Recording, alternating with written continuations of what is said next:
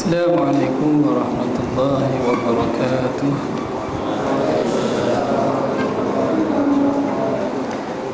إلى هدرة النبي المصطفى رسول الله صلى الله عليه وسلم وآله الكرام وأصحابه العظام لهم الفاتحة.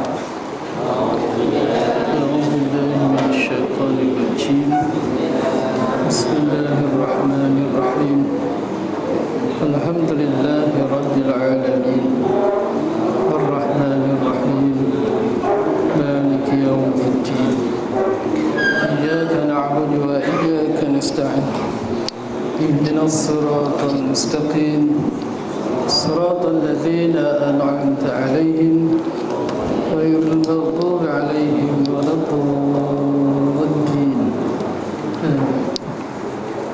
الحمد لله رب العالمين وبه نستعين ونصلي ونسلم على سيدنا ونبينا ومولانا محمد صلى الله عليه وسلم وعلى آله وصحبه أجمعين. سبحانك لا علم لنا إلا ما علمتنا إنك أنت العليم الحكيم. رب اشرح لي صدري ويسر لي أمري واحلل عقدة من لساني يفقهوا قولي. رب زدنا علما وارزقنا فهما. لا حول ولا قوة إلا بالله العلي العظيم. أما بعد.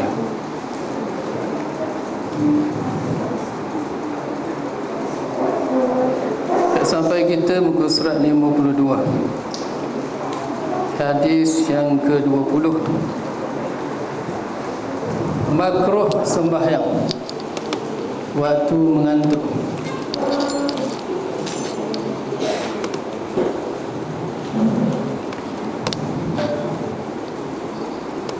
An Aisyah anna Rasulullah sallallahu alaihi wasallam qala idza na'asa ahadukum wa huwa yusalli falyarqud hatta yadhhab anhu an-nawm fa inna ahadakum idza shalla wa huwa na'isun la yadri la'allahu yastaghfiru fayasubbu nafsahu atau kama qala sallallahu alaihi wasallam. Daripada Aisyah bahawa Rasulullah sallallahu alaihi wasallam bersabda, apabila mengantuk seseorang kamu dan ia sedang bersembahyang, walhal dia berada dalam sembahyang, maka hendaklah ia tidur hingga hilanglah daripadanya rasa mengantuk itu. Kerana bahwasanya seorang kamu apabila ia sembahyang sedang ia mengantuk, tiadalah ia mengetahui barangkali ia meminta keampunan kepada Allah Ta'ala, lalu ia memaki akan dirinya sendiri, iaitu berdoa untuk membinasakan diri. Keterangan hadis tersebut menerangkan bahawa apabila mengantuk seseorang kamu sedang ia berada di dalam sembahyang, maka hendaklah ia tidur setelah selesai sembahyang. Janganlah diberhentikan sembahyang itu kalau ia sedang sembahyang fardu, kerana memberhentikannya adalah haram hingga hilang daripadanya rasa mengantuk itu. Kerana seseorang kamu apabila bersembahyang sedang ia masih mengantuk, tiadalah ia mengetahui, boleh jadi ia mengharapkan keampunan daripada Allah Ta'ala, tiba-tiba ia mendoakan kebinasaan ke atas dirinya sendiri oleh kerana mengantuk itu.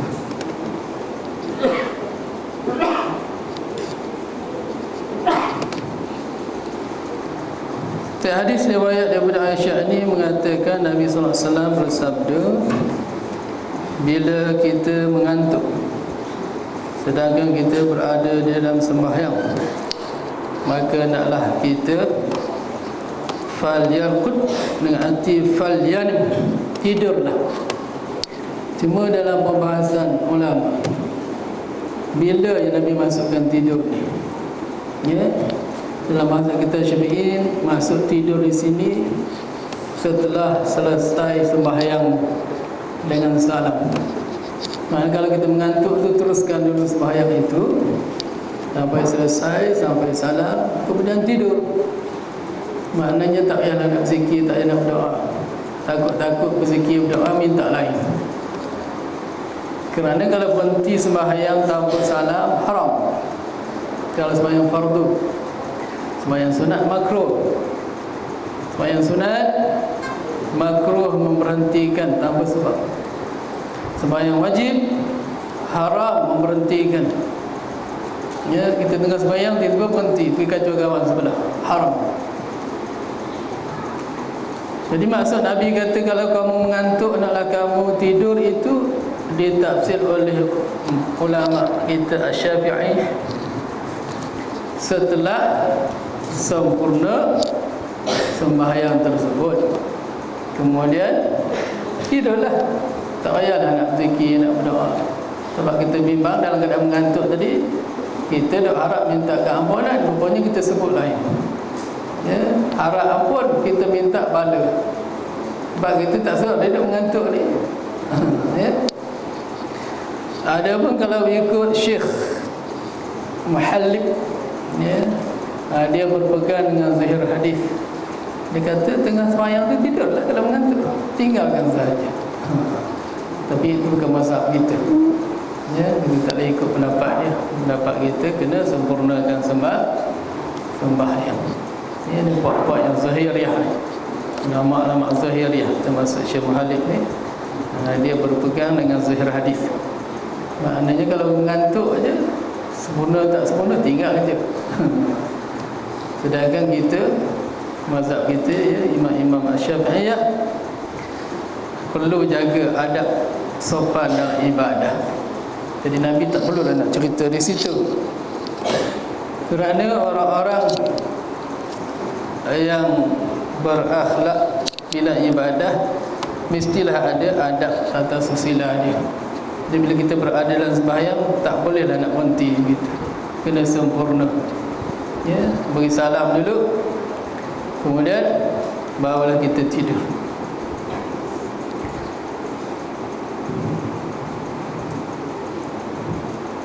Sebab itulah, ya, persiapan untuk ibadah tu nak ada. Kalau kita selalu mengantuk, carilah jalan untuk hilangkan mengantuk. Mengantuk subuh katakan, tidurlah awal. Dah tahu tidur lambat mengantuk, janganlah tidur lambat. Ya, sembang je, ya. Tidur awal supaya kita tak mengantuk ketika ibadah. Dibantu, ya, dengan kailulah dan sebagainya untuk menghilang mengantuk. Bantu dengan kailulah. Tidur sebentar sebelum zuhur ataupun selepas zuhur dengan niat untuk bangun tahajud ataupun untuk bantu ibadah malam. Biasa mengantuk tu malam, siang jarang sikit. Ya. Tidur ni sebenarnya tak perlu banyak. Sekejap pun tak apa, tapi biar dia berkat, ada kualiti. Sedikit dan berkualiti. Kualiti dengan makna berkat. Ya. Apa makna berkat? Kasirul khair, ada kebaikan dalam waktu yang singkat itu, ataupun ada ziyadat, pertambahan kebaikan dalamnya. Ya. Dia tidur tak mesti panjang. Tidur sedikit ada berkat. Lebih baik daripada tidur berpanjangan tak ada berkat. Ya. Akhir zaman ni tuan-tuan, masa ni singkat. Itu tanda-tanda nak kiamat, ya. Di mana hadisnya riwayat daripada At-Tirmizi. Nabi kata akhir zaman tidak akan tiba hari kiamat sehingga waktu setahun bagaikan sebulan, ya, waktu sebulan bagaikan seminggu, waktu seminggu bagaikan sehari, waktu sehari bagaikan sejam, waktu sejam kata Nabi bagaikan api membakar daun kurma kering. Kejap. Kata Imam Tirmizi, hadis ini gharib, ya. Nak tunjukkan bahawasanya waktu pendek ni bukan waktu tu jadi singkat. 24 jam tetap 24 jam. Cuma ditafsir oleh ulama, antaranya Qadhi Iyad, Imam Nawawi rahimahullah ta'ala, ya. Makna singkat waktu ini diangkat keberkatan dalam waktu tersebut. Panjang tapi tak ada berkat. Tidur berjam-jam tapi tak ada berkat, mengantuk di situ. Tidur banyak tapi mengantuk. Sedangkan orang soleh tidur setengah jam aja, sihat afiat, boleh ibadah berjam-jam, boleh baca Quran, baca juz. Tidur setengah jam. Kita tidur 8 jam, ya. Tahajud 2 rakaat masalah. Itu maknanya masa kita yang 8 jam itu telah diangkat berkat oleh Allah, sehingga kita tidur tambah keberkatan, ya. Antara puncanya ni jadi mengantuk ni, makan benda syubhat. Di mana Ustaz Taufik cerita tadi, ya. Berkata Hasan Al-Basri, punca kita mengantuk makan benda yang syubhat, makan benda haram, makan benda yang tak jelas halal haramnya, ya, menyebabkan kita jadi mengantuk, tak ada kekuatan nak beramal. Tidur berjam-jam pun kalau tak jaga makan, maka kita akan mengantuk. Itu punca dia. Sebab tu nak makan ni kena pilih elok-elok, ya. Di mana Nabi kata la ta'kul ta'amak, la ta'kul illa ta'amat taqiyyin wa la ta'kul ta'amaka illa taqiyyun. Jangan kamu makan melainkan makanan daripada masakan orang yang bertakwa, dan tidak makan makanan kamu juga melainkan orang takwa juga yang akan makan. La ta'kul illa ta'amat taqiyyin wala ya'kul ta'amaka illa taqiyyun. Maka sallallahu alaihi wasallam, jangan kamu makan melainkan makanan itu dibuat, dimasak oleh orang yang bertakwa. Topek takwa tak topek? Topek orang bertakwa tak? Itu topek. Tong sampah, bentong tahi, tu topek. Dengar? Tong sampah, anak lelaki tong tahi, masak Maggi, kamu beli makan. Tu dekat gelang-gelang tu, semua Cina belaka. Air, Coca-Cola air. Adakah itu tangan-tangan orang bertakwa? Tu puncanya kamu mengantuk. Punca kita tak larat. Puncanya letih dalam ibadah.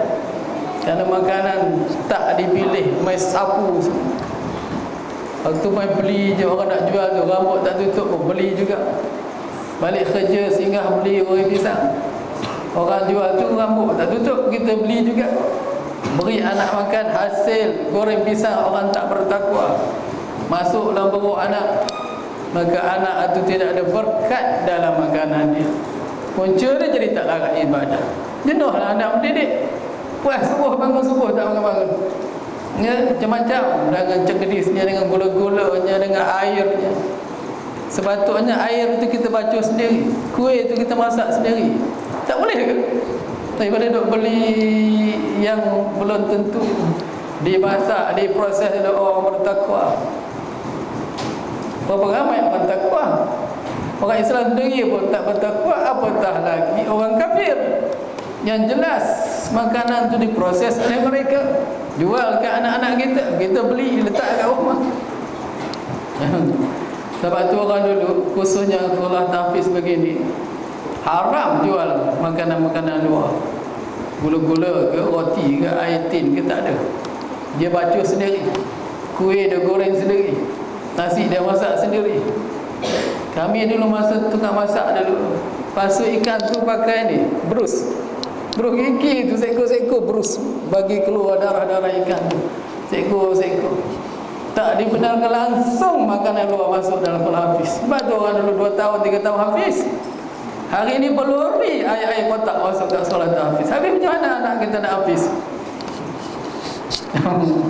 Benda syubhat. Sedangkan Nabi kata la ta'kul illa at-ta'am at-taqiyyin. Wala ya'kul ta'amaka illa at-taqiyyin. Jangan kamu makan melainkan makanan orang takwa sahaja. Itu punca dia. Nampak tak? Kalau kita ambil berat tentang agama, ambil berat tentang keberkatan, kena ambil perhatian bab-bab tu. Dia orang nak jual pun, kita tu yang nak beli.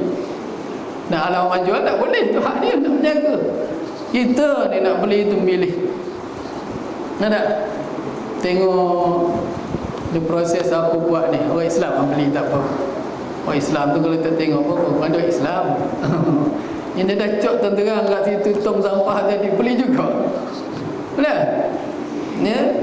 Janganlah. Kalau nak ikut Nabi dah, tu punca dia, ya, hilang keberkatan ya dalam ibadah. Bukan sebab kita kurang tidur. Tidur dah berjam-jam dia. Tapi puncanya makanan kita menyebabkan badan kita jadi tak larat. Nampak? Ya. Melambat makanan orang Islam hari ni kan. Nasi interaksi kecil banyak. Apa boleh pilih makanan orang kafir tu? Susah payah sikit tak apalah, usaha cari. Ya, mahal sikit tak apalah untuk hati. Belanja sedikit lebih mahal sikit salahnya. Asalkan dia pasti makanan yang dah masuk proses dalam perut menghasilkan keberkatan. Berkat itulah yang beri kekuatan untuk bangun ibadah tu. Bila ada kekuatan, tak adalah mengantuk situ. Tak adalah tak larat, lah terlesuk. Ya. Macam salah seorang tokku tu, Pak Tih Melaka, tokku saya tu. Ya, Tuan Raja Saleh, dia tidur setengah jam aja. Satu hari setengah jam. Tidur itu pun dalam kereta aja. Tengok orang nak ambil dia, dia tidur sekejap kat belakang. Badan dia berminyak, sihat, afiat. Dia dah meninggal, dah ajal, meninggal. Sihat tak sihat, meninggal juga. Belum meninggal, terlepas. Petronas ambil dia, jaga laut. Satu hari bayar dekat dia 3,500. Petronas ambil dia, jaga laut. Kalau tidak, orang tak boleh buat kerja. Jin cabut. Dia peling tu, cabut. Habis ambil bakter ni, buat nak helikopter round. Dia nampak je dah tembak. Ya. Tembak pakai zikir je. Ada orang boleh buat kerja. Mak Saleh ambil dia tu, bukan orang Islam. Yang ketua operasi tu Mak Saleh, pakar. Dia kata ni bahagian kamu, kami pakar bahagian ni kami tak boleh nak buat apa. Hak kamu jaga. Bayar kat dia 3,500 sehari. Ya, sehari 3,500. Duduk tengah laut. Dia tak tidur. Tidur dengan zikir je. Itu je kerja. Tengok pum itu. Habis berterabur lah lagi setan-setan tu. Tak berani kacau dah. Boleh dia buat kerja. Ya? Kalau dia tak buat, menyebabkan orang tak boleh buat kerja, berjuta rugi satu hari. Dia tunggu dia orang boleh buat kerja, beri 3,000 je. Atau 1 juta lah sehari. Itu nak ceritanya, tidur ni tak mesti banyak, tapi biar berkat. Apa saja, masanya, makanannya, pakaiannya, segala harta bendanya, rezekinya, bila ada berkat, sedikit pun cukup. Ya, dia tak mesti banyak. Ya, al-qanaatu kanzul la yafna. Qanaah, godaan tidak rasa, walaupun sedikit cukup. Betul juga dengan masa pun ada keberkatan dia. Ya, bila berkat sedikit pun cukup. Tapi kalau tak berkat, berjam-jam tidur pun tak boleh bangun tahajud. Faham? Ya.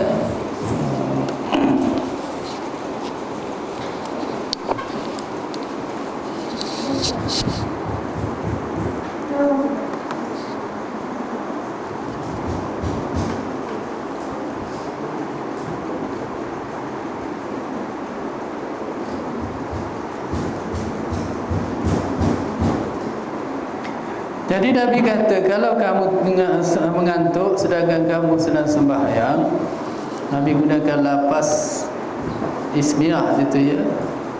Mana? Wa huwa na'isun fa inna ahadakum idza shalla wa huwa na'isun. Na'isun bagi jumlah ismiyah, wa huwa na'isun. Jumlah ismiyah ni menunjukkan atas kuatnya mengantuk. Kalau mengantuk sikit-sikit tak apa. Mengantuk yang bersengatan, iaitu panggil Nabi gunakan jumlah ismiyah, wa huwa na'isun, sedangkan dia bersangatan mengantuk, ya, sehingga kan dia tak boleh nak tumpu pada bacaan dia, zikir dia, doa dia. Itu tidur dulu. Tapi kalau mengantuk sikit-sikit, masih boleh kontrol, masih boleh jaga, teruskan zikir kita, teruskan doa kita, ya. Sebab itu Nabi gunakan jumlah ismiyah, wa huwa na'isun. Jumlah ismiyah ini tadullu ala quwwatin nas, menunjukkan atas betapa kuatnya mengantuk tadi. Jadi kalau kita terlampau mengantuk begitu, habis salam saja tidur je. Tak payah zikir dulu. Nanti bila dah bangun, sambung zikir balik, sambung doa. Sebab bimbang, Nabi kata takut-takut dalam keadaan kita mengantuk tu, kalau kita berdoa, kita nak keampunan, pergi minta pada Allah Ta'ala, ya. Contoh nikmat dengan nun, dengan ain, nun, ain, minta, ni'mah. Kita minta dengan qaf, nikmah. Nikmah tu makna bala. Nun, qaf, minta, nikmah, makna bala. Sedangkan kita minta nikmat, kita minta, ya Allah berilah aku nikmat, nikmat. Mampu sekali itu. Salah sebut. Nikmat tu nikmat. Kalau nikmat dengan qaf makna bala. Dengan sebab tak berhati mengantuk ni, nak minta nikmat bagi minta pahala. Faham? Sebab tu tak boleh tulis dalam bahasa Malaysia, ya, doa-doa bahasa Arab berubah makna. Ya, nikmat makna pahala. Ni'mat dengan ain, nikmat. Faham tak? Lari huruf satu je. Nun, ain, mim, ta tu nikmat. Nun, qaf, mim, ta, nikmat maknanya bala. Sebab tu kalau kita minta, lafaz biar tepat dengan bahasa Arab. Ya Allah, berilah kami nikmat dunia akhirat. Hanya minta, ya Allah beri kami nikmat. Mampus. Beri kami nikmat. Nikmat lah setiap hari. Macam-macam bala datang. Sebab tak minta betul-betul. Faham? Itu dalam keadaan kita sedar. Bayangkan dalam keadaan kita mengantuk, lagi tak dapat jaga. Sebab tu Nabi kata, jangan berdoa ketika kita mengantuk, tidurlah dulu. Nabi tak sebutlah doa situ. Ditafsir oleh mufassir, maksud tidur itu setelah selesai sembahyang. Tak payahlah diiringi dengan askar, zikir-zikir, doa-doa. Terus tidur dulu, dah hilang mengantuk, baru dia sambung dengan zikir-zikir kemudian. Faham tak? Ya. Bukan makna tak hari suruh tidur, kena usahalah hilangkan tidur tu. Kalau gitu tidur tak nak berzikir dah, senyap je. Wah, semua mengantuk belaka. Ya, usaha jangan beri mengantuk. Antara tadi makanan tu dah tentu dah. Yang kedua, bantu dengan ikhlas. Yang ketiga, carilah, ya, secara saintifik ni exercise ke. Sebab dia kalau oksigen tak naik ke kepala, mengantuk juga. Jadi nak hilang mengantuk, exercise supaya oksigen naik ke otak. Bila oksigen ada ke otak, jadi segar. Kalau kita tak exercise, oksigen tak naik ke otak, jadi mengantuk. Perlu exercise, ya, setiap hari. Exercise terbaik tahajud. Banyak tahajud kita tu, panggil turun baik, itu exercise tu. Tak? Jadi kalau kita jaga tahajud sesungguh, nantilah kelas tak akan mengantuk. tapi jaga dengan hati, dengan ikhlas. Ni kalau mengantuk tu mana tak ikhlas kata. Buat tu dalam keadaan terpaksa. Tapi kalau kita buat dalam keadaan seronok, dia akan jadi riyadhah. Tahajud kita makin banyak makin segar, makin banyak makin segar. Makin banyak ibadah makin segar. Bukan makin mengantuk. Kalau dengan hati yang ikhlas, ya. Tapi kalau tak ikhlas, puas dia suruh, memanglah makin buat makin tak larat dah. Penat. Tak?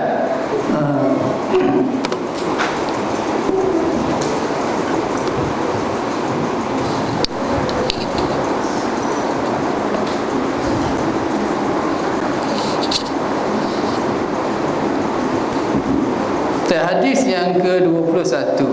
Boleh faham tadi kan? Ringkas dia. Ya.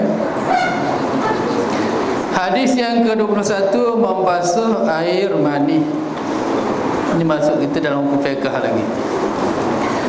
An Aisyah radhiyallahu anha annaha kanat taghsilu al-maniyya min sabin nabiy sallallahu alaihi wasallam. ثم أراه فيه بقعة أو بقعا وفي رواية أخرى بقعا اسمه خلاف راوي. Daripada Aisyah radhiyallahu anha bahwasanya ia, yakni Aisyah radhiyallahu anha, membasuh akan air mani daripada kain Nabi sallallahu alaihi wasallam.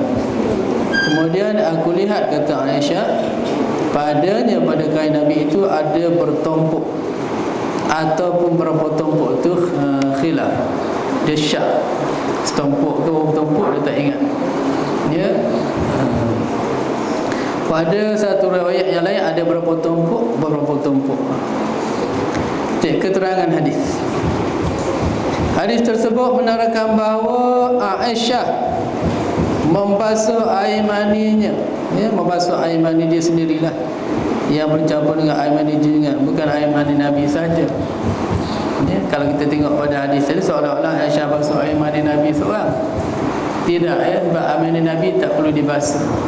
Kerana fadlah Nabi semua tahir, suci belaka. Berebut sahabat ambil darah bekamnya, air kencingnya, takkan menitik ke tanah wala setitik. Semua ditadak oleh sahabat. Kerana fadlah Nabi bersih, suci bersih. Ya, kencing Nabi wangi, taik Nabi wangi. Bekam Nabi tu, orang bekam, sahabat bekam darah kepala Nabi, ambil darah, Nabi suruh buang, dia pergi minum. Nabi kata, neraka takkan sambar kamu, kerana darah Nabi yang dah masuk dalam pokok ni. Wangi, ya. Peluh-peluh Nabi tu, bila Nabi peluh semua akan ambil peluh Nabi sapu, seminggu bau dia. Ya, wangi peluh Nabi. Itu fadlah Nabi. Fadlah makna yang keluar daripada diri Nabi. Hingus, peluh, tahi, kencing, semua suci. Sebab itu tak perlu dibasuh. Ya? Jadi bila kata Aisyah, Nabi Aisyah basuh tu makna basuh air mani dia sendiri yang bercampur dengan air mani Nabi sallallahu alaihi wasallam. Itu maksud dia.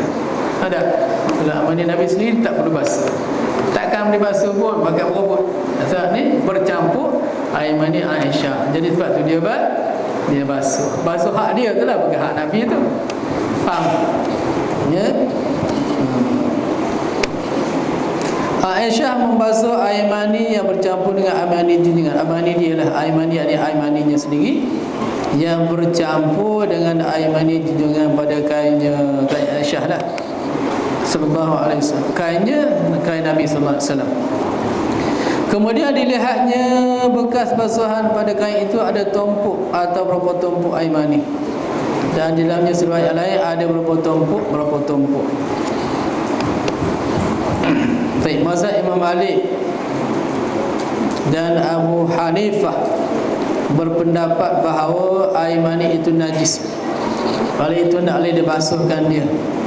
Ini nisbah pada amanah Aisyah lah. Amanah Nabi tak najis kalau pendapat Imam Malik dan Abu Hanifah. Sedangkan mazhab Imam Syafi'i dan Imam Hanbali berpendapat tidak najis. tetapi dibasuh kerana menghilangkan cemar dan bukanlah kerana diwajibkan. Sekadar nak jaga kebersihan tadi, bukan wajib pun. Pak Imani ni khilaf ya. Pendapat Imam Malik, dia kata air mani ni najis, sama ada kering itu bercampur basah atau tak basah, tetap najis. Bila keluar air mani ada campur pula paras yang basah. Kalau ikut Imam Abu Hanifah, kalau air mani itu keluar kering, parahnya kering, ada wajib kikis saja, tak wajib basuh. Itu Abu Hanifah ya. Imam Malik kata kena basuh. Kalau Imam Syafi'i dan Imam Hanbali, kering ke tak kering, suci belaka air mani ni. Basuh itu bukan sebab najis, basuh atas sebab nak menjaga sahaja kebersihan, keelokan ya.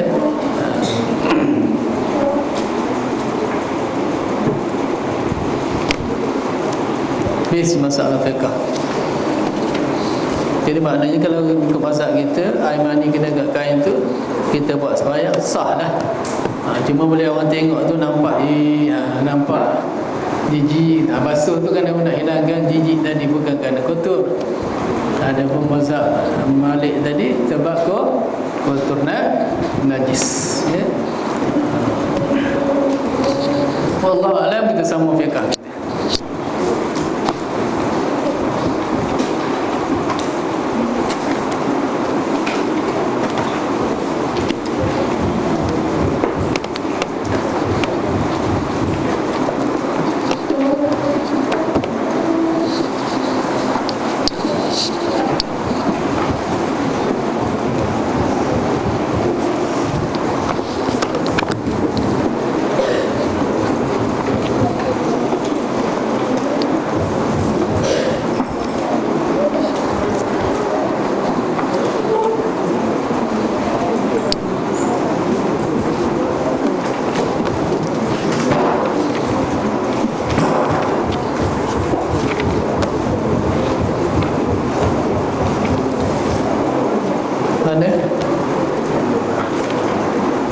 Surat 28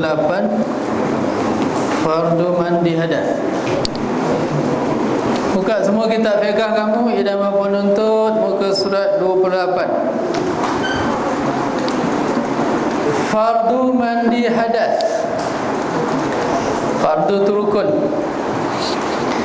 Fardu atau rukun. Qala musannifu rahimahullah ta'ala wa nafa'ana bi'ulumihi fid darani amin. Fardu atau rukun mandi hadas 3 perkara. Berapa perkara? 3. Pastikan ada 3 perkara ni baru sah. Kalau tak cukup, buat tambah cukup. Faham? Jangan main mandi je. Kalau tak cukup rukun ni, habis satu kolah pun tak terangkat lagi hadas. Air dah habis dah berkolah-kolah ya? Tapi sebab tak cukup rukun dia, masih tidak terangkat hadas, tak sah lagi sembahyang. Nabi mandi wajib 1 gantang. Nabi ambil wudu 1 cupak. Nabi mandi 1 gantang. 1 gantang 4 cupak. Itu cupak. Cupak tu kalau bukan 4 segi, 10 cm besar dia lebih kurang. 10 cm, 10 cm sama. Besar mana? Separuh ni je kan? Macam kotak tu je Nabi berwuduk. Mandi 4 kotak lah, 4 gayung lah. 4 gayung tu selesai mandi wajib. Kita 4 baldi kaki je ya. Mubazir Nabi mandi 4 gayung, 4 cupak. Ambil wudu 1 cupak. Faham? Kalau nak ikut sunnah, jaga jeruh pelan-pelan. Dah kata tu sabun mandi biasa tu lah, dah bilas. Cukup je. Yang tak cukup tu sudu kat sini. Yang lebih tu kat lantai tu. Tong sana. Tak ada? Cuba perhati tengok. Macam mana kau mandi? Brum. Nah, air satu baldi, satu gayung je kena kat badan. Yang lain, kat belakang. Tengok. Itu semua mubazir. Innal mubazirin kanu ikhwana syayatin. Mubazir itu saudara syaitan. Tapi tiap-tiap hari buat dosa. Jadi macam mana kita tak hilang berkat hidup kita? Ya? Jaga, nak mandi, jaga, semua kena jaga air tu. Ni ada hikmah Allah beri kita air, nak latih kita berjimat cermat. Ya, tidak main boros dia kok dan bum. Bila ada air dia tak ada, nak berak dah kelang kabut. Barulah pandai berjimat ya.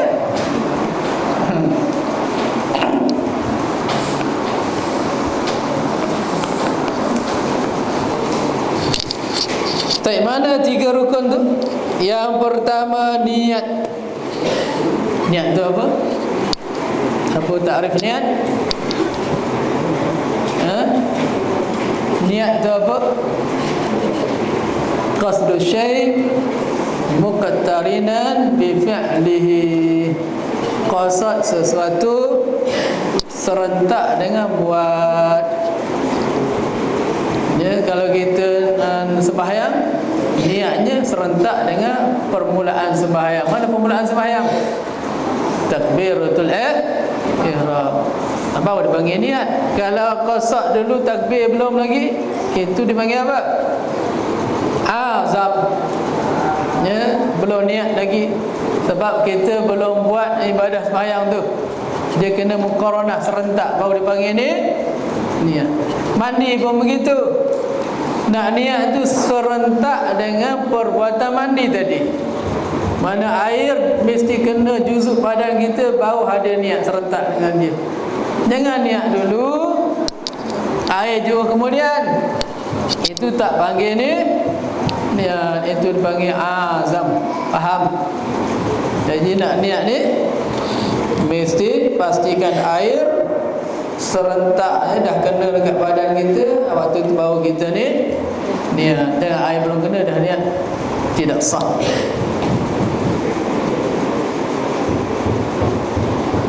Niat yang pertama, yang rukun pertama niat, iaitu niat mengangkat hadas junub ataupun mengangkat hadas besar. Nawaitu raf'al hadasil asghar. Saja aku mengangkat hadas besar. Boleh ke angkat hadas besar? Boleh angkat. Nak angkat macam mana? Hadas tu bukan benda jenis wujud, dia jenis abstrak. Abstrak. Tahu abstrak? Jenis faham, bukan jenis maujud. Ya. Dia bukan abstrak, lawannya apa? Objek. Dia bukan objek. Dia abstrak. Hadas tu bukan boleh dilihat pun. Kalau najis, objek dia ainiyah. Dia bahasa ainiyah, boleh dilihat, boleh disentuh, boleh dihidu. Hadas tak ada pun. Dia jenis reti je, jenis faham, jenis abstrak. Jadi bagaimana nak angkat benda yang tak ada? Apa maksud angkat di situ? Mengangkat hadas dengan arti kata menghilangkan larangan yang disebabkan oleh hadas. Itu maksud raf'al hadasi. Raf'al hadas maknanya mengangkat hadas, artinya mengangkat man'i, mengangkat tegahan yang disebabkan ada hadas tadi. Bila ada hadas, boleh tak sembahyang? Tak boleh. Hadas itu telah menghalang kita sembahyang. Jadi cara dia, angkatkan halangan tadi supaya hadas tadi tak hilangkan, tak menghalang kita daripada sembahyang. Cara dia dengan mandi. Kalau kita mandi itu makna kita telah mengangkat tegahan yang datang daripada wujudnya hadas di badan kita. Jadi makna mengangkat hadas itu mengangkat tegahan yang disebabkan oleh adanya hadas di anggota kita. Baru nampak angkat tegahan, hilanglah tegahan. Nak angkat hadas, nak angkat macam mana? Hadas itu bukan benda yang jenis ada. Faham? Ya.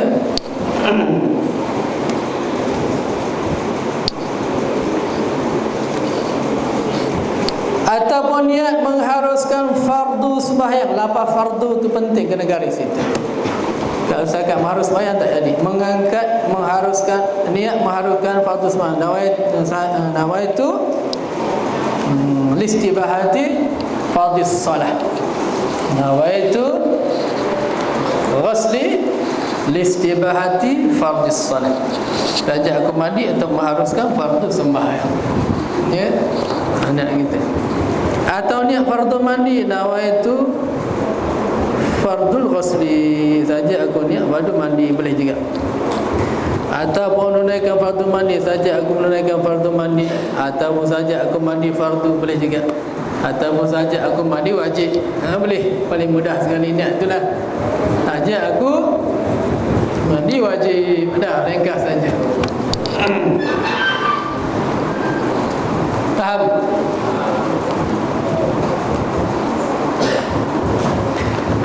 Sekiranya niat mandi sahaja tidak memadai, kalau tidak ada lafaz wajib tadi, sahaja aku mandi kerana Allah tak memada, tak sah. Sebab tidak ada lafaz wajib tu. Sahaja aku mandi kerana Allah tidak sah. Mesti ada wajib. Sahaja aku mandi wajib kerana Allah, baru sah. Kerana Allah tu sunat, ya. Sahaja aku mandi wajib tu yang rukunnya, ya. Mesti ada perkataan fardu, perkataan wajib tadi. Faham? Kalau saja aku mandi saja tak memadai. Mandi banyak, mandi sunat, ya. Mandi harus. Tak, perempuan yang haid.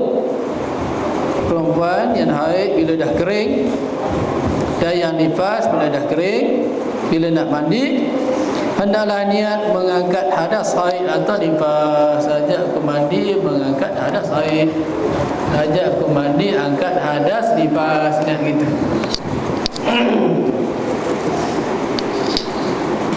Faham? Yang buat tak faham pula nanti nak mandi tak kerti pula. Ya. Dia dah balik Melaka dah ni. Dah balik belum? Ataupun hampir-hampir balik. Siapa dah balik mesti pandai mandi. Kalau tak kerti redam mengkolah 3 hari 3 malam. Tahu? Mesti pandai mandi wajib. Kalau tak betul mandi, sembahyang kita tak sah. Duduk dalam hadas. Ibadah semua tak sah, haram belaka. Ya.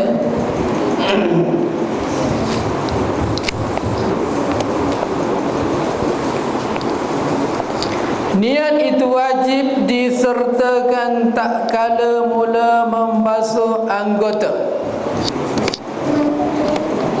Sebab apa kena niat serentak dengan basuh anggota tu? Tak kala basuh tu makna serentak lah, supaya dikira basuh anggota itu. Maka sekiranya niat itu dimulakan selepas membasuh satu anggota, kenalah dia basuh semula anggota yang tiada berserta dengan niat. Dia begini, katakan kita jurus kepala. Tengok sini. Bila kita jurus kepala, masa tu kita tak niat. Elok air dah sampai ke badan baru kita niat. Sah tak? Sah lah, sebab air dah ada kat badan. Tapi kepala tadi tidak sah, kena basuh semula. Sebab masa basuh kepala tu tak ada niat. Masa air kena kat badan baru kita niat. Yang badan tu saja yang terangkat, yang kepala tadi perlu diulang basuh sebab tak ada niat waktu itu. Sebab tu dia kata perlu niat serentak dengan mula-mula basuh supaya kita tak perlu ulang basuh kepala. Faham? Masa kita jeruk kepala turun niat. Jadi bila air sampai ke badan, dua-dua dah sah, kepala pun sah, badan pun sah. Jadi kalau kita jeruk kepala tak niat, air dah sampai ke badan ni baru nak niat, badan je lah terangkat, kepala tadi perlu diulang. Jadi supaya kepala tadi tak perlu diulang basuh, niat ketika jeruk kepala tu awal dah niat dah. Jangan sampai ke badan baru nak niat. Faham? Ya?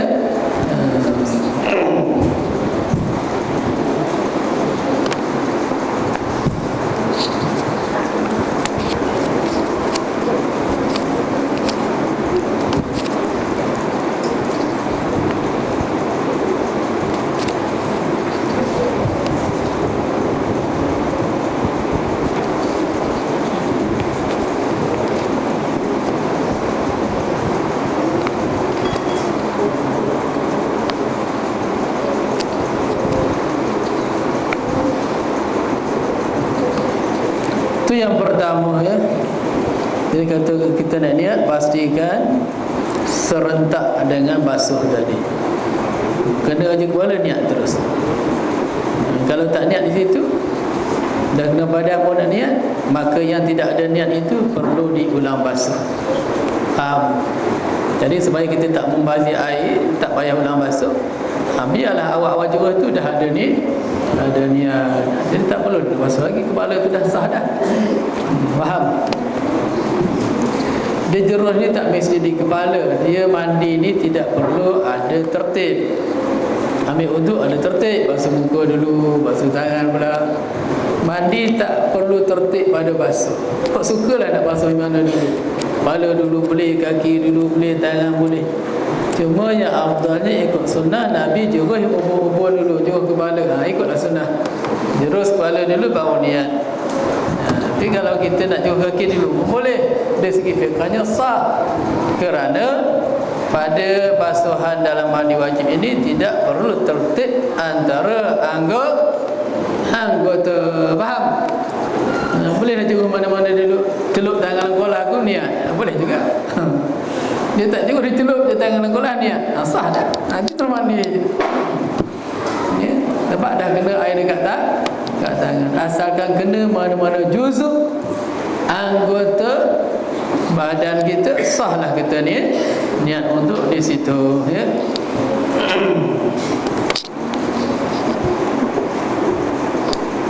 Yang kedua, menghilangkan najis. Betul ke macam ni? Betul tak? Menghilangkan najis terlebih dahulu jika ada. Kalau najis tu ada, kalau tak ada tak payahlah. Dua je rukun dia. Kalau tak ada najis, rukun mandi itu dua saja. Kalau ada najis, ditambah lagi satu, hilangkan najis ya. Jika ada pada badan, bagaimana yang diutarakan oleh Imam Rafi'i ya? Maka menurut pendapat ini, sebelum mandi kenalah basuh najis itu lebih dahulu. Kemudian baru basuh untuk mandi. Makna kena dua kali basuh. Satu basuh najis, yang kedua basuh mandi. Tidak cukup dengan sekali basuh. Itu pendapat Imam Rafi'i. Tetapi pada pendapat Imam Nawawi rahimahullah ta'ala, tidak wajib basuh dua kali. Cukuplah, yakni memadalah dengan sekali basuh untuk najis dan mandi. Pendapat Imam Nawawi ini lebih kuat dan sesuai ya. Baca terus lagi. Perselisihan faham antara dua pendapat ini ialah tentang masalah najis hukmi, yakni najis yang tidak ainnya, atau yang ada ain tapi mudah hilang sekali basuh saja ya, mudah hilang sifatnya dengan sekali basuh. Adapun jikalau ada ain dan tidak boleh hilang sifat-sifatnya, tiadalah khilaf lagi, melainkan wajib dibasuh lebih dahulu hingga hilang segala sifat-sifatnya. Boleh faham tak? Sebelum itu kita jelaskan, najis ini ada dua bentuk. Satu dipanggil najis ainiyah, yang kedua najis hukmiyah. Faham? Lagi biasa dengar. Najis apa? Ainiyah. Yang kedua hukmiyah. Najis ainiyah, najis yang ada zat, ada jirim, ada jisim dia. Ya, kita boleh kesan dengan warnanya, dengan baunya, dengan rasanya. Itu makna najis ainiyah. Ada seketul dekat badan kamu tu. Ya, tadi buang air tak cebok lagi, melekit lagi. Tu ada najis ainiyah ada tu. Faham? Yang kedua najis hukmiyah. Najis hukmiyah ni ainnya dah tak ada, tapi hukum najis tu masih ada. Dia najis tapi tak ada ain. Contoh, tangan kita ya, celup dalam baldi yang airnya tak cukup 2 kolah, yang mutan najis. Baldi kita tu tak cukup 2 kolah, masuk tai cicak. Apa hukum air? najis. Satu tangan kita tercelup kat situ. Apa hukum tangan kita? Najis. Mana ada najis di tangan, lepas tu kita lap. Masa ada air tu, ainiyah tu kan, air tu, air yang najis tu, air najis ainiyah. Lepas tu kita lap tangan tu. Kita tak basuh, kita lap sampai kering. Jemur pula, kering tangan. Suci tak? Tangan tu tak suci. Walaupun air dah tak ada, dia tetap najis.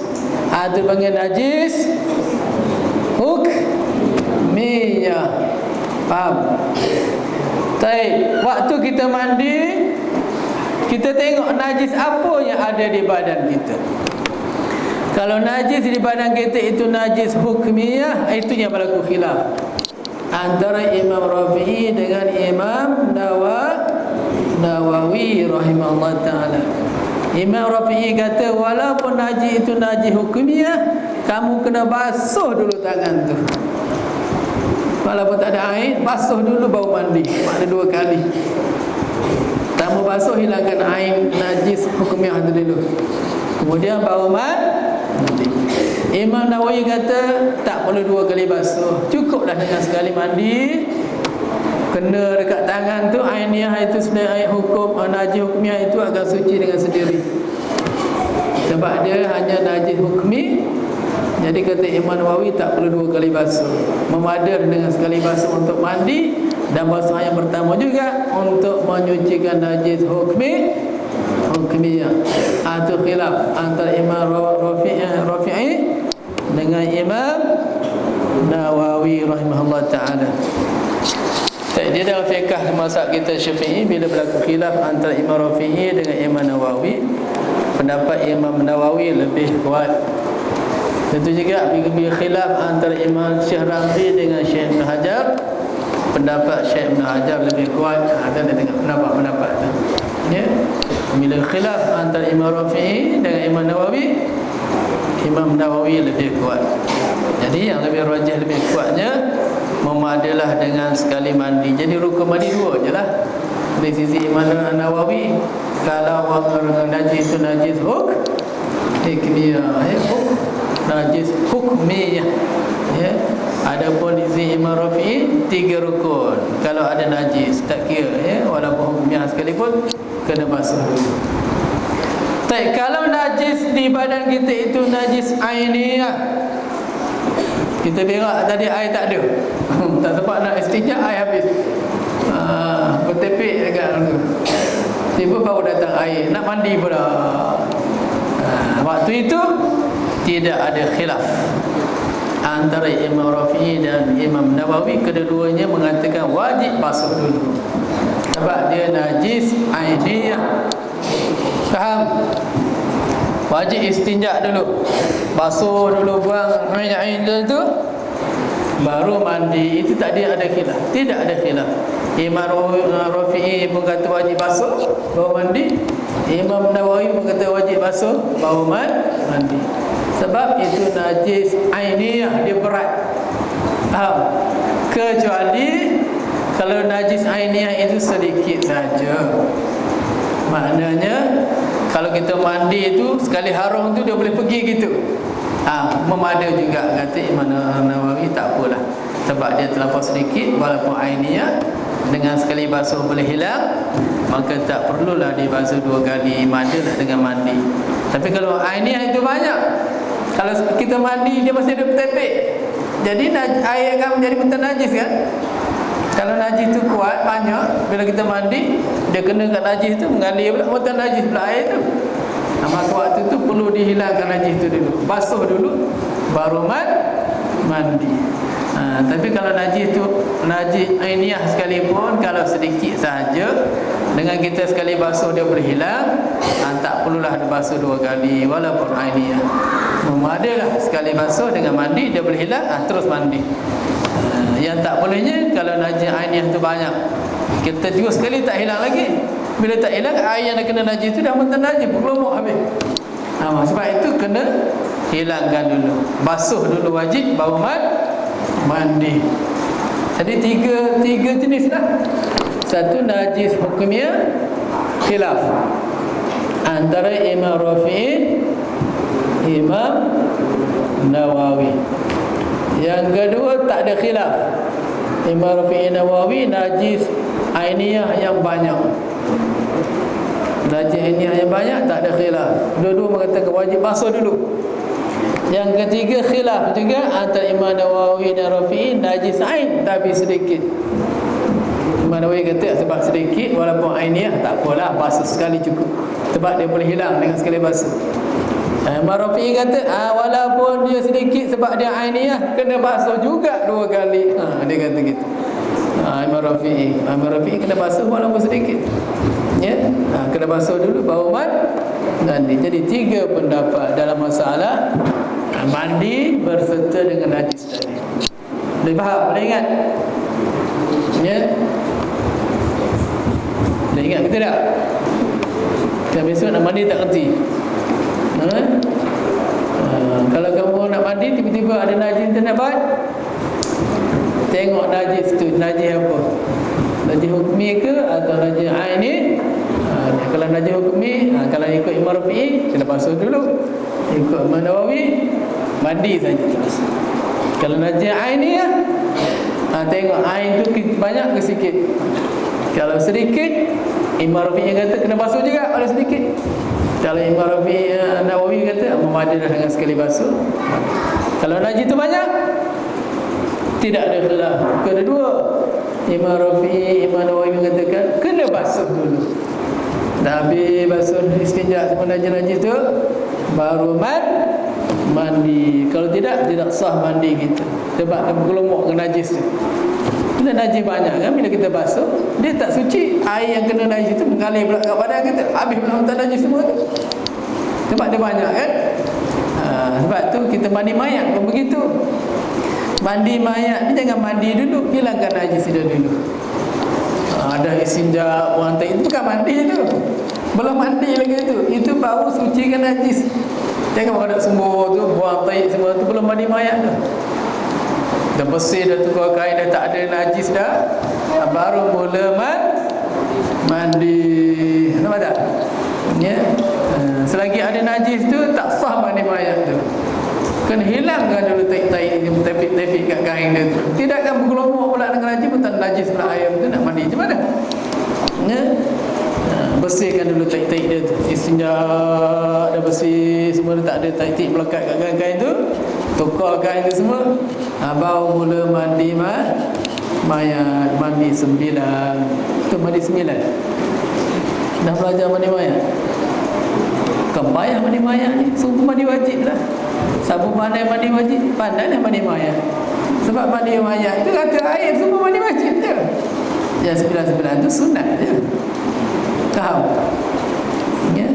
Dia yang wajibnya ratakan air. Niat mandi wajib sunat je.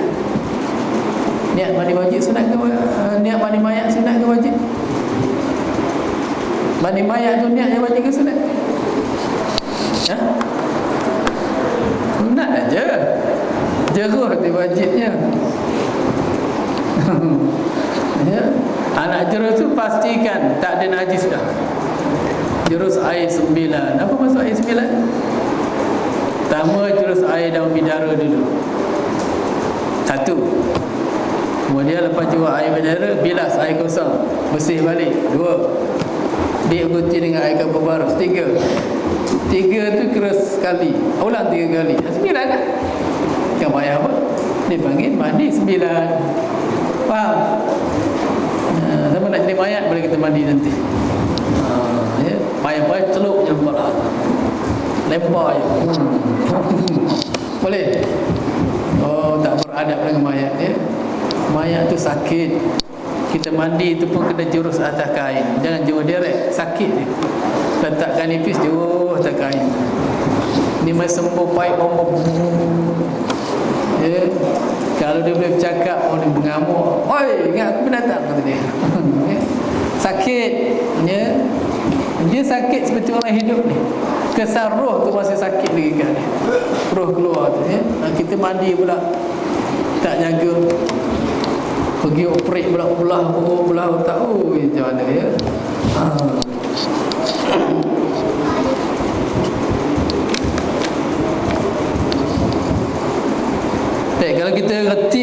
hadas, petilah mandi mayat, tak payah mana pun. Orang tak kerti mandi hadas, tak kertilah mandi mayat. Dah. Sebab mandi mayat ni serupa mandi hadas lah. Iaitu ratakan air dengan niat tu je. Niat kata air dah ada najis buang dulu. Payah apa? Lebih mudah mandi mayat. Sebab apa? Mayat tak ada komplain, tak ada nak ketawa, tak ada nak tepis, buat ke mana pun dia serah. Cuma mandi orang hidup. Tu orang tu yang sakit kita mandikan. Bising tak? Oh bising. Aduh tak kena, aduh dah lampu. Mandi mayat tak kisah buat ke mana pun, tunggu je. Senyum je dia. Air panas kat sejuk sambut. Mudah je. Yang penting buangkan najis dulu. Tinjakkan dia, sugikan dia, ya. Buang telinga tu. Itu belum mandi tu, bukan mandi tu. Persiapan untuk mandi. Ya, sebab mandi dia tak ada najis kan? Buang najis-najis. Barulah mula mandi. Faham? Serupa kita mandi wajib tadi. Bila ada najis, istinja dulu. Ya, dan sejak selesai semua tak ada najis, baru mula mandi. Senang je.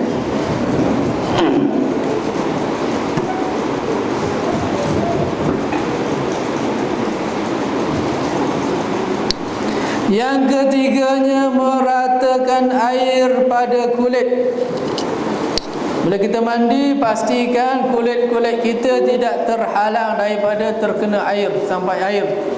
Jangan ada cat, jangan ada gam, jangan ada liquid paper, jangan ada sisik-sisik ikan, apa sajalah yang menghalang sampai air. Nanti tidak sah mandi kita. Seperti wuduk lah juga. Ambil wuduk, tangan-tangan kamu itu jangan ada penghalang. Liquid paper tu tak boleh masuk air tu, dia jenis getah. Ya, kikih puan, cat-cat tu, ataupun yang paling bahaya tu gam pipe PVC tu, pada belekik kan kulit tu lah. Tu menghalang tu. Ya, buang tu semua baru mandi. Jadi nak mandi tu cek dulu segala-gala, tapak kaki kita, tapak tangan, celah-celah semua, jangan ada penghalang. Faham? Plaster semua tu buang habis. Ya. Baru kita mandi. Ratakan air pada kulit, pada rambut, pada bulu-bulu. Tak kira bulu apa. Ya, bulu terdedah, bulu tersorok semua. Seluruh badan. Faham? Ya. Tiada beza antara bulu yang jarang dan bulu yang lebat. Semuanya hendaki air sampai rata luar dan dalam. Dia tak sama seperti masalah wuduk. Masalah wuduk, kalau janggut kita tebal, orang lelaki, sunat saja sampai ke dalam. Di luar tu wajib, dalam tu sunat. Tapi masalah mandi tak kira lebat tak lebat, mesti sampaikan air ke dalam kulit. Kosok tu. Faham?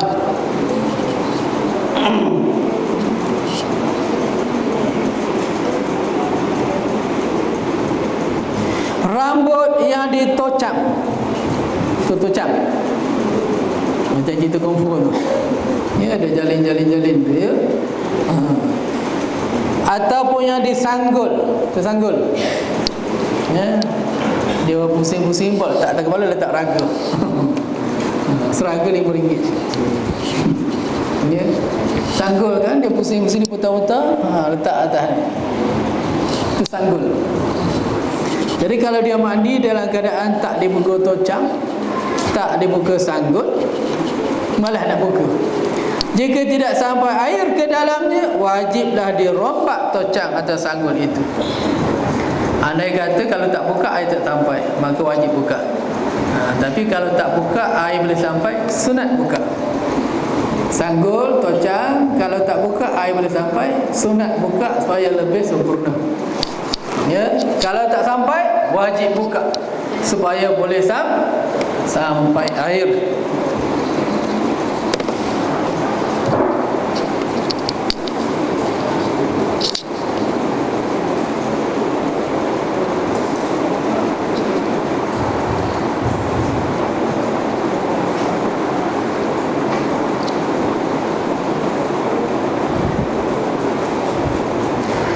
Dan rambut yang bersimpul dengan sendiri. Dia tak tocak, rambut tu memang passion dia gitu. Rambut segedung. Rambut segedung. Malah nak sikat, masa rambut rambutnya bau putar-putar. Kalau kita sikat tu, lekat. Itu dimaafkan, bukan dia buat sendiri sengaja. Bukan dia sengaja, memang kejadian rambut dia begitu. Macam akar serabut pokok, akar rambut pokok kan, belit-belit tu. Rambut tu dia berbelit sendiri. Itu tak wajib dibuka. Yang wajib dibuka ni hasil perbuatan jalinan kita. Wajib buka. Kalau dia memang serabut, tak wajiblah dibuka. Cuma sunat saja dibuka.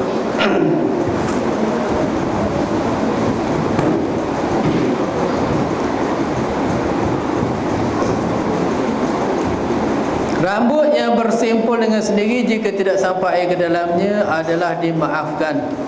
Tak payah dipotong sekali pun banyak, ya, kerana darurah, bukan kerja dia sendiri. Bulu-bulu yang di dalam hidung. Mana bulu hidung? Hidung mana hidung? Dalam tu ada bulu tak? Ya, bulu tu. Wajib basuh tak? Wajib basuh tak mandi bulu dalam hidung?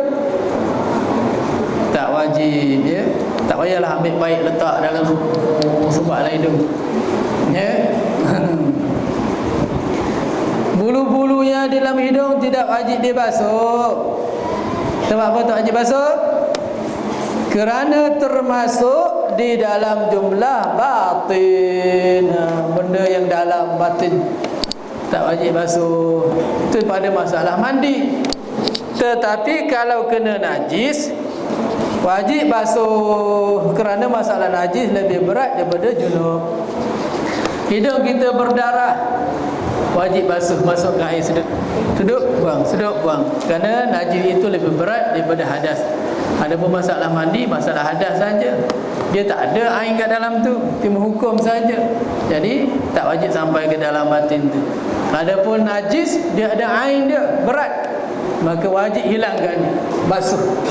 Ya, kalau mulut kita berdarah, gigi berdarah, wajib berkumur. Mandi tak wajib berkumur, masuk tak wajib. Memada kat luar aja. Kalau mulut berdarah, wajib basuh. Hidung berdarah, wajib basuh. Sebab masalah najis lebih berat daripada masalah hadas. Kerana najis ada air dia, hadas ada air, dia hukum saja. Faham? Demikian juga wajib diratakan air di celah-celah kuku. Tengok kuku kamu tu, jangan dibiar panjang macam jerangkung. Dah kerak belum? Kawan-kawan pastikan dalam dulang tu sebelum makan cek dulu kuku kawan-kawan. Ya, tidak nanti kamu salahkan tukang masak. Masin kata tukang masak, wah kuku kawan-kamu tu tadi dekorate hidung kan, bagi tadi keruk-keruk tak basuh. Basuh petang keluar terselit je lah kuku. Kuku panjang. Pastikan semua pendek. Faham? Orang Islam ni dia jaga kebersihan. Ya, jangan dia biar kuku panjang masuk najis-najis, masuk daki-daki kuman-kuman. Lepas tu kamu bergaul pula, mengebak pergi kuman-kuman tu. Ya, sepatutnya orang Islam ni, ya, tak ada gatal. Gatal tu puncanya kotor. Kotor puncanya malas jaga kebersihan. Kecuali lah jenis alergik tu lain lah, kuman datang kat dia. Ini jenis pengotor ni. Orang Islam tak ada jenis pengotor. Dia tak akan kena kudis-kudis tu, bisul-bisul tu. Sebab dia jaga kebersihan. Kalau jenis-jenis alergik tu lain lah. Itu ujian Allah Ta'ala. Kata sebab alergik resdom dia, ni kudis. Kudis tu sebab kamu duduk atas tembok-tembok tu, tak berlapis. Duduk atas simen-simen dengan kuman-kuman tu, kaki kotor-kotor besar campak atas tilam, membiak kuman dalam tilam tu, trilion kuman tu biak dalam tu. Tengah bertidur pula, dah gigit kamu. Apa tak kudis dia? Ya. Kudi buta pun ada. Ya. Kudi buta ni pergi kedai cumi mata je senang. Ayah pergi klinik bayar duit ni. Tembah cumi mata. Ya, supaya tak buta. Cumi mata kamu tu lah tempah, tengok supaya tak buta, mana kotor basuh. Gitu. Bukan kudi tu yang buta, kamu tu buta. Tak tahu kotor tak kotor. Ni masuk tandas tak pakai kasut, ada tilam. Ya.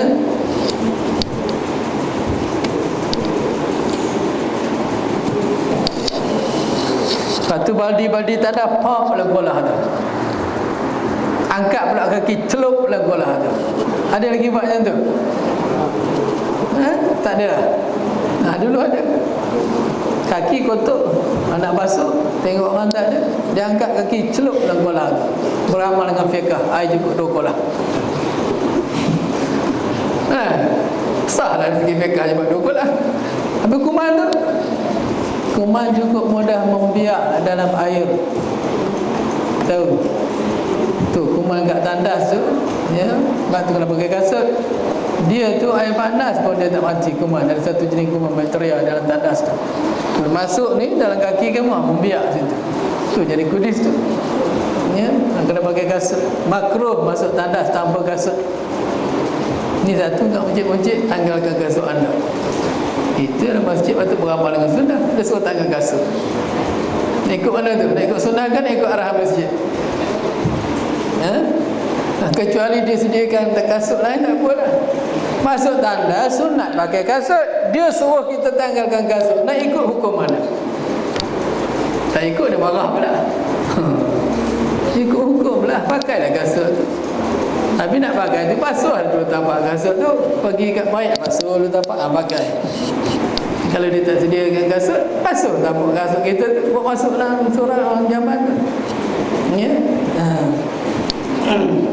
Jangan tak masuk tandas tak pakai kasut, makruh. Ya, jaga kebersihan.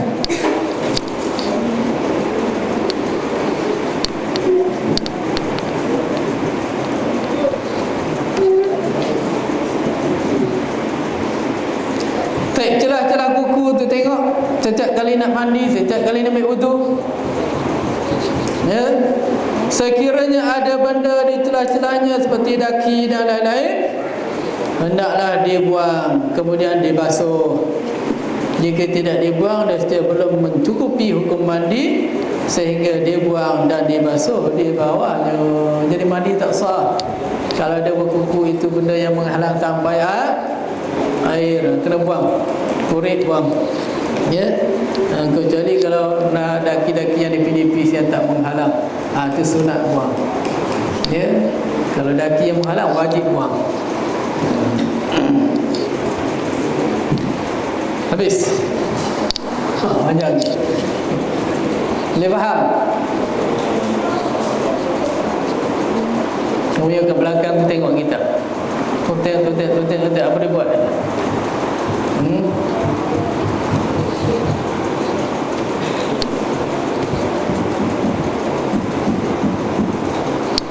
Seorang tu tengok, yang belum cakap bangun berdiri, pergi ke depan.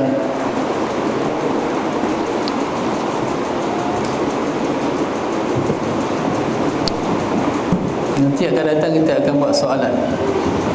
Kalau mengkerik ke pelajaran hari Minggu, kalau kamu main tak dapat, kena satu Ahad mulai Isnin, malam ni akan ditanya balik apa yang kamu belajar di tengah hari itu. Faham? Maknanya kalau kamu tak dapat, makna kamu main, maka kamu akan dapat malam itu. Faham? Kalau tidak, kamu main, buang masa, membazir masa. Masa tu berharga, lebih berharga daripada emas lagi. Emas hilang boleh cari, masa hilang boleh cari. Masa pergi boleh ambil balik, takkan boleh dah. Masa datang tu yang lain. Ya, emas boleh cari lain. Ya.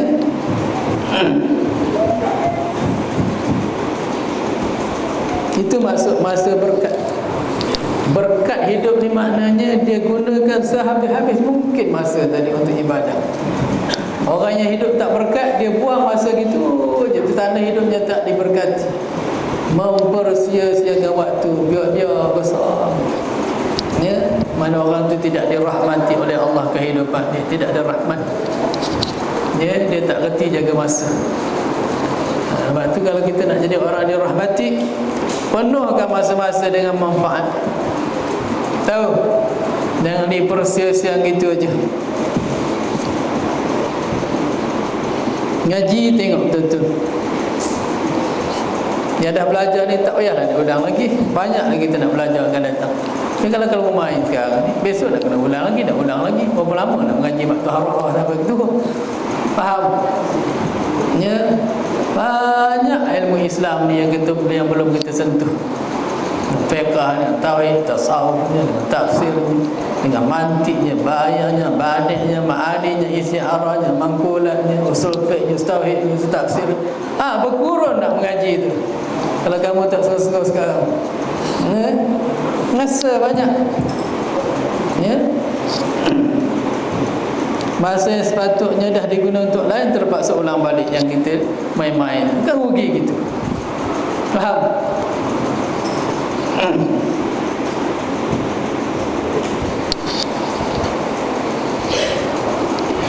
Kalau tidak hilang ilmu Islam tu.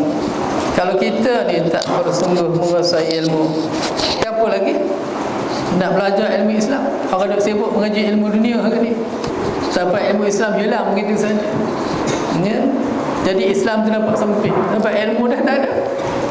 Islam hanya pada nama, hanya pada sembahyang. Wah, banyak ilmu-ilmu Islam yang tidak dipelajari, dengan ilmu mirasnya, ilmu faraidnya, ilmu mantiknya, ilmu badi'nya, ilmu bayannya, ilmu ma'aninya, ilmu isti'arahnya, ilmu majasnya, ilmu usul fiqhnya, usul tafsirnya, asbab nuzulnya, apa lagi, berpuluh-puluh ilmu. Habis? Kalau kita yang mengaji ni tak mengaji, siapa nak mengaji? Tak semua yang kena melepak berjalan merempit dan mengaji. Tak ada. Kamu lah pewaris Nabi. Pewaris Nabi makna kuasai ilmu-ilmu itu, supaya kita boleh merosai kemuliaan. Ya, waris belajar. Tapi nak belajar, masa tu perlu panjang. Jadi masa panjang, masa yang dah ada tu jangan dipersiakan. Yang dah belajar tu tak payah diulang lagi. Belajar sungguh-sungguh supaya akan datang tak perlu ulang. Sebab masa yang akan datang untuk yang lain pula, untuk pelajaran lain pula. Tapi kalau kita ulang, yang lain nak mengaji bila pula? Faham?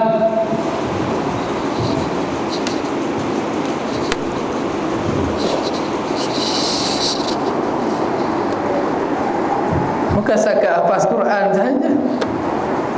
Quran tu matan dia.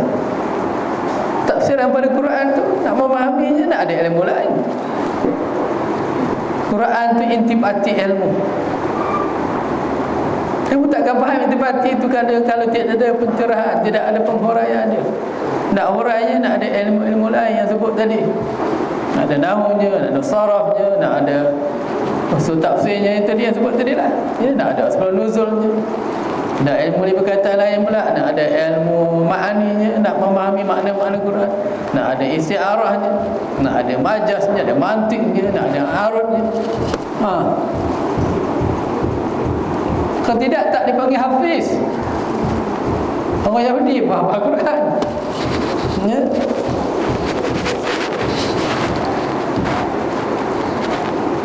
Jadi biar kita dapat sungguh-sungguh. Sebab kita dah cebur, jangan dipersia-siakan. Terus jaga. Ya, tidak rugilah. Macam kita makan nasi. Nasi dah ada dalam pinggan, makan sungguh-sungguh. Jangan dipersia tumpah gitu, rugi.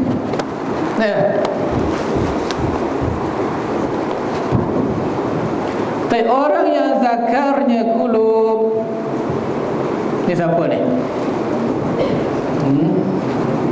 Orang yang tak bersunat. Dia orang yang tak bersunat, batu kulub pula. Tu kulub. Kulub tak tahu. Kulub ni dia tak boleh lipat. Dulu kan ada satu kopiah, dia jenis kait yang warna macam-macam, panjang, lepas tu dia lipat. Nampak kepala kamu sini. Faham? Tak faham? Kulup kamu tu dia ada belalai. Belalai itu boleh dilipat. Nampak? Jadi bila boleh dilipat, itu tak panggil kulup, dia panggil celik. Kulup tu buta. Makna bila tak boleh lipat, kamu punya kepala tu bernajis, tak boleh dibasuh. Faham? Kalau kita tak sunat, kita boleh lipat dia, kepala tu keluar, boleh basuh. Itu tak apa. Tak mengalami ibadah. Faham? Ya? Sebab tu kita bersunat berkhatan supaya boleh basuh topi keledar. Kalau tak sunat, takut topi keledar tu berumur najis kencing. Kecuali kalau tak sunat, kita boleh lipat dia. Tu lipat belalai tu, gulung, nampak topi, basuhlah topi tu. Faham? Jadi orang ni dia tak boleh lipat, dia kulup, dia melekat daging dengan tu, tak boleh nak lipat. Jadi kepala tadi tak boleh nak sampai air. Faham? Jadi istinjaknya tak sempurna. Faham tidak? Jadi orang yang zakarnya kulup wajib menyampaikan air di bawah kelopaknya. Dia kena buka elok semua air tu. Tak nak khatan. Sebab tu kena berkhatan. Tak payahlah untuk nak bersih dia.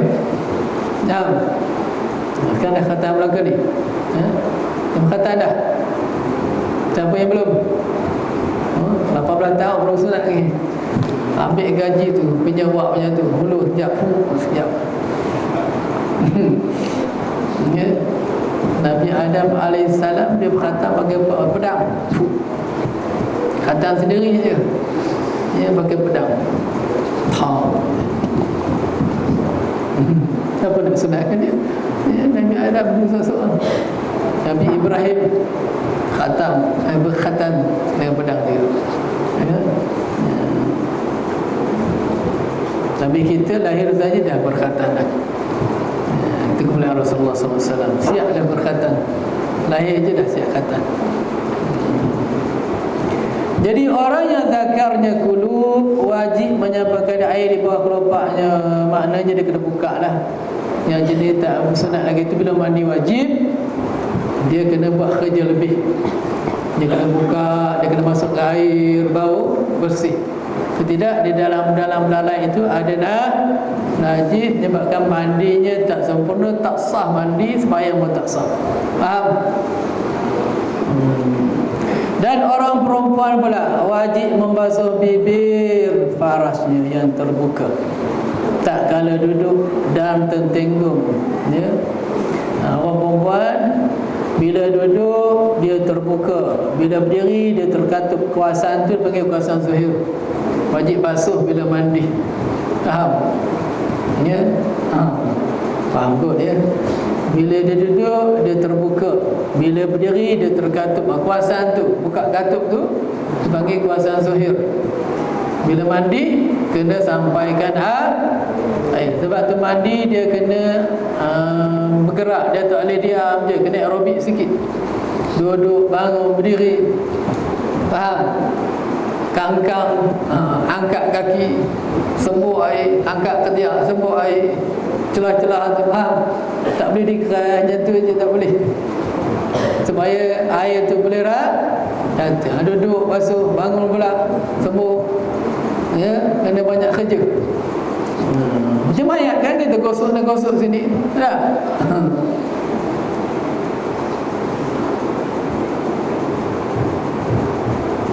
Kerana keduanya itu dianggap daripada anggota yang zahir, yang lahir. Sebaliknya, jika tiada boleh hendak disampaikan air di bawah kulubnya dengan sebab buta dia punya tu, makna tak boleh dilipat, daging dah bersarut. Dia kalau boleh lipat, kita lipat, nampak topi keledar tu boleh basuh. Tapi kalau dia dah tak boleh lipat, dia buta, tak boleh lipat, jadi tak boleh sampai ke dalam. Nescaya wajib dipotong supaya ia celik. Ni khatan. Ya. Kecuali jika uzur nak memotongnya. Ni orang yang ada kecil manis katakan. Jadi kalau bersunat mudarat kata doktor. Jadi tak payahlah kerana datang mudarat ya. Jadi orang ni yang mudarat ni tak boleh nak sunat ni. Bolehlah orang itu sembahyang macam orang tak dapat air dan tanah untuk membuat bersuci. Macam mana cara orang sembahyang? Air tak ada, tanah tak ada. Macam mana sembahyang? Nak ambil wudu, air tak ada. Nak tayamum, tanah tak ada. Nak sembahyang macam mana? Bayang aja begitu. Tanpa berwudu, tanpa tayamum, niat menghormati waktu. Nanti bila ada air, qada balik. Ya. Jadi orang ni yang kulub ni hukumnya seperti orang tu. Dia ada air, dia ada tayamum, cuma hukum dia. Orang panggil faqidi tahuraini. Faqidi tahurain, orang yang luput dua taharah. Air tak ada, tayamum tak ada. Jadi nak ambil wudu tak boleh, nak tayamum tak boleh. Habis sembahyang begitu saja. Jadi orang yang kulub, yang buta tak boleh nak suci, tayamum tak boleh, najis dia dalam, maka dia sembahyang begitu saja. Niat hormat waktu. Bila dia sihat besok, dia ada khatan, qada balik. Dia nak khatan tak boleh sebab dia kecil manis contoh ya. Jadi nak tayamum tak boleh, nak wudu tak boleh, sembahyang saja. Besok dah baik, dia khatan, dia qada balik sembahyang tadi. Kata mu'alaf katakan dia baru masuk Islam, tak berani lagi nak khatan, lari. Elok nampak tak boleh, lari. Umur dah 40 tahun tapi takut nak khatan. Tak apalah, jangan dipaksa dia, pujuk je dulu. Sembayanglah tak apalah. Pujuk dia, besok dia dah khatan, suruh qada balik. Ya. Dia orang mu'alaf ni dia kena pujuk-pujuk gitu, tak boleh dipaksa, dia tak kerti lagi. Ya. Pujuk cerita baru suruh dia khatan. Kemudian qada balik.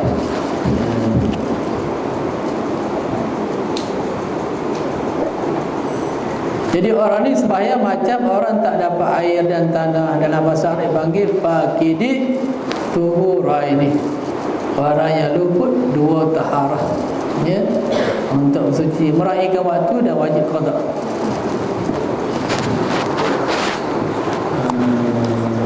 Sikit lagi lah. Tetapi orang yang mati tidak harus dipotong kulubnya masa mandi mayat, kerana yang demikian itu membawa kepada menghina mayat. Macam kanak-kanak lelaki kan belum khatan, bila kita mandikan dia tak perlulah dikhatankan waktu nak mandi tu ya. Bahkan ditanam mayatnya dengan tidak payah sembahyang menurut pendapat Syekh Ramli. Syekh Ramli kata orang yang tak khatan ni, kanak-kanak atau orang tua tak berkhatan, tak payah mandi, tak payah sembahyang, tanam aja. Sembahyang pun tak sah, mandi pun tak sah. Itu Syekh Ramli. Tapi pendapat Syekh Ibn Hajar dia lebih halus sikit. Dia kata ganti dengan tayamum ya. Tengok, berkata Syekh Ibn Hajar, hendaklah disembahyangkan juga orang yang kulub tadi, yang tak sunat tadi, dengan dipakai tayamum ganti daripada basuh kulub itu kerana darurah. Mana kita mandi dulu mayat dia, lepas tu tempat yang tak boleh tempat air kulub tadi baru ganti tayamum. Dua kali kerja dah. Satu mandikan dulu. Yang budak-budak anak-anak lelaki mati, dia tak berkatan, mandikan dulu, kemudian lapkan dia, baru tayamum ganti tempat yang tak khatan tadi ya. Ganti dia. Nak tayamum kena lap, dia kena kering. Tayamum wajib kering, lembab tak sah. Lepas mandi tu lap dulu, dah kering baru tayamum. Jangan tayamum muka dia lah dengan tangan dia, bukan tayamum dekat kulub tu ya. Tayamum di muka dan di tangan dia. Kemudian disembahyang dan di kapan disembahyang dan ditanam macam biasa. Itu pendapat Syekh Ibn Hajar, lebih rajih, lebih asah, kerana lebih menghormati kepada mayat. Kalau ikut Syekh Ramli tadi mudah, tanam je lah. Mudah kecil, kan ada dosa pun, mandi pun tak sah. Tapi kita nampak tak apa seronok dah, macam tanah ayam je. Taklidlah pendapat Syekh Ibn Hajar ganti dengan tayamum. Setelah dimandikan dulu. Lepas tu tempat kulub yang tak boleh sampai air tu diganti dengan tayamum. Kemudian kita kapan dan kita sembahyang, kadang kita kebumikan. Itu panggil darurah. Ad-darurah tubihul mahzurah. Itu kaedah fiqh kita, kaedah fiqh kita. Ya, darurah mengharuskan larangan. Asalnya tak boleh ya nak sembahyang orang ada najis ni, tapi sebab darurah ya takkan nak keratlah mudarat menyakiti mayat ya, maka kita tayamum saja. Wajib juga dibasuh lubang dubur. Waktu kita mandi, lubang dubur itu wajib dibasuh. Dikembangkan sedikit waktu mandi, macam ketika tengah berak. Masa kita berak kan terbuka, kita tekan dia, tekan sikit, mengerang sedikit, kemudian basuh. Tak perlulah dimasukkan ruas jari itu. Ada setengah pendapat dia kata kena masuk ruas jari, itu tak perlu ya, dhaif belaka. Yang asalnya kadar kita kembangkan dia terbuka. Waktu kita berdiri dia terkatup, waktu duduk dia terbuka, kita tekankan sikit seolah-olah seperti nak buang air supaya dia terbuka, basuh. Faham? Lubang cerut tu. Sebab tu nak mandi dia tak berdiri je, kena duduk, kena berdiri je supaya dia ratu. Allah Subhanahu wa taala alam. Bila kita buat begini, sahlah mandi kita. Pertama tadi niat, yang kedua hilangkan najis kalau ada, yang ketiga ratakan dah selesai mandi. Tak payah-payah yang berjam-jam nak mandi. Mayat pun begitu ya? Selesai. Masuk pula sunat mandi hadas. Wallah. Ni turun orang Islam ni yang dah balik, kalau dia tak berkatan dia kira sah Islam dia. Adakah dia mencukupi syarat Islam, dan kalau dia lahir pada perut ibu, dia Islam dah. Ibu Islam, otomatik Islam. Kalau dia orang kafir, untuk Islam dia wajib syahadah, 2 kalimah syahadah. Khatan tu wajib. Khatan tu mazhab kita wajib nak keluar daripada najis tadi lah. Tapi kalau dia boleh proses tanpa khatan, jadi tak wajib pula. Cuma masalah kalau tak khatan, tak menghalang najis, menghalang air daripada bersuci, jadi khatan tu wajib dalam mazhab kita Syafi'i untuk menyempurnakan taharah. Walaupun dia dah balik sekalipun, kalau tak khatan, tak sempurna lah taharahnya. Kalau budak dah khatan, dah balik ke belum? Adakah khatan menyebabkan dia balik? Tidak. Kalau belum balik, khatan pun belum balik lagi. Balik ni bukan diukur dengan khatan tak khatan. Balik diukur dengan tanda-tanda balik. Ya, mimpi, keluar mandi, ataupun cukup umur 15 tahun, baliklah dia walaupun tak khatan. Umur 45 tahun tak khatan lagi, balik ke tidak? Baliklah tu, umur dah tua. Walaupun tak khatan. Ada. Maka bila dah balik, hukum-hukum taklifiyah syariah tu dah kena dekat dia. Wajib sembahyang, wajib puasa.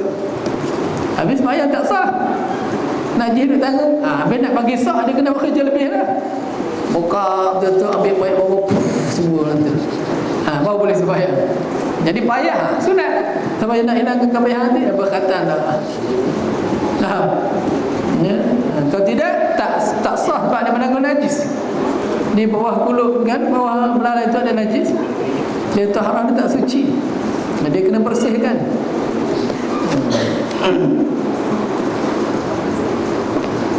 Wallahu a'lam. Lagi. Cukup dah ya. Al-Fatihah. A'udzu billahi minasyaitonir rajim. Bismillahirrahmanirrahim. Alhamdulillahi rabbil alamin. Ar-Rahmanir Rahim. Maliki yaumiddin. إياك نعبد وإياك نستعين اهدنا الصراط المستقيم صراط الذين أنعمت عليهم غير المغضوب عليهم ولا الضالين آمين. بسم الله الرحمن الرحيم. الحمد لله رب العالمين والصلاة والسلام على أشرف الأنبياء والمرسلين وعلى آله وصحبه أجمعين. اللهم فقهنا في الدين وارزقنا فهم النبيين إلهام الملائكة المكرمين وحفظ المرسلين برحمتك يا أرحم الراحمين. اللهم إنا نسألك علما نافعا ونسألك عملا متقبلا ونسألك رزقا واسعا حلالا طيبا. اللهم إنا نعوذ بك من علم لا ينفع ومن قلب لا يخشع ومن نفس لا تشبع ومن دعاء لا يسمع. اللهم أرنا الحق حقا وارزقنا اتباعه وأرنا الباطل باطلا وارزقنا اجتنابه. ربنا آتنا في الدنيا حسنة وفي الآخرة حسنة وقنا عذاب النار. وصلى الله وسلم على سيدنا محمد وعلى آله وصحبه أجمعين والحمد لله رب العالمين. السلام عليكم ورحمة الله وبركاته.